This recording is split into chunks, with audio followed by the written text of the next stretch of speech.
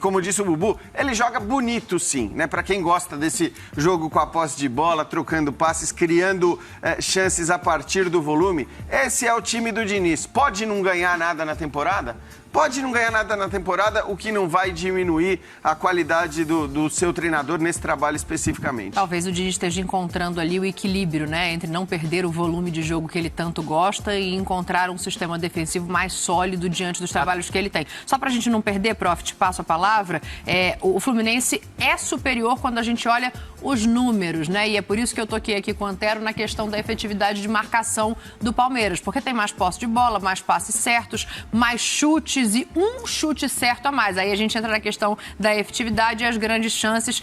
Eu não sei, as grandes chances seriam as bolas na trave ou não? Estou fazendo uma pergunta que vai desvirtuar o debate, Jean. Nem o Calçade outro dia conseguiu explicar muito bem as então grandes vamos chances. Mas é certo que a bola na trave é subestimada.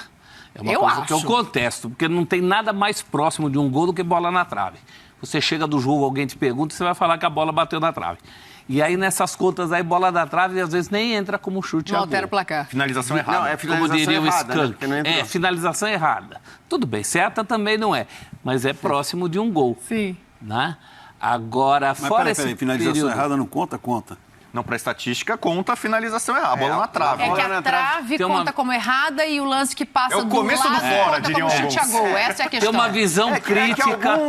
Algumas das agências ali que fazem esse trabalho computam como bola na trave, né? Quer dizer, tem uma categoria à parte. Eu acho que é o mais correto. É o mais correto. É o mais correto. Você ia tocar no outro ponto, não ia? Eu ia tocar, porque você falou assim que o time do Diniz está encontrando um equilíbrio, eu ia até criticamente, muito à vontade, porque eu sou um dinizista. Eu sei. Eu quero que isso aí dê certo.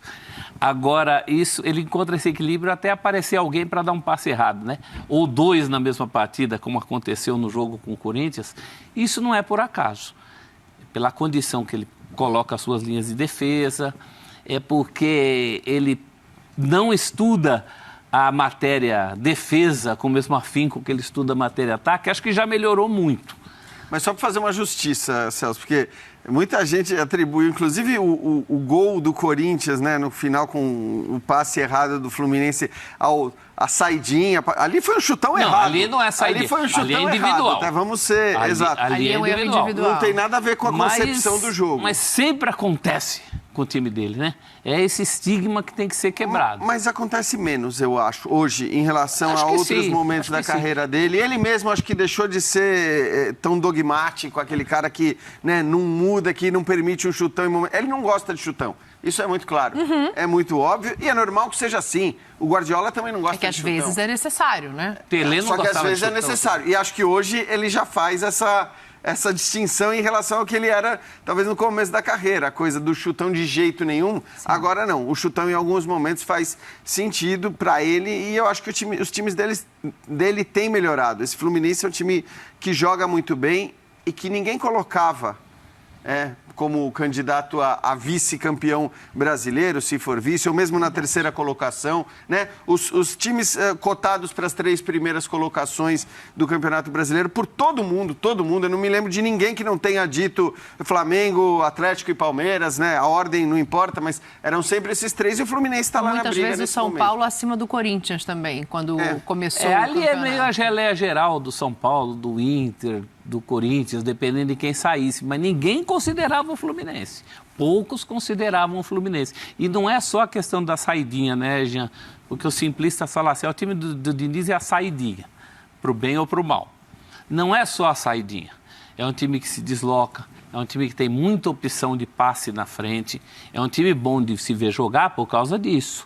Porque os detratores do futebol bonito acham que o futebol bonito é um objetivo. Ele é também um meio de você se aproximar da vitória.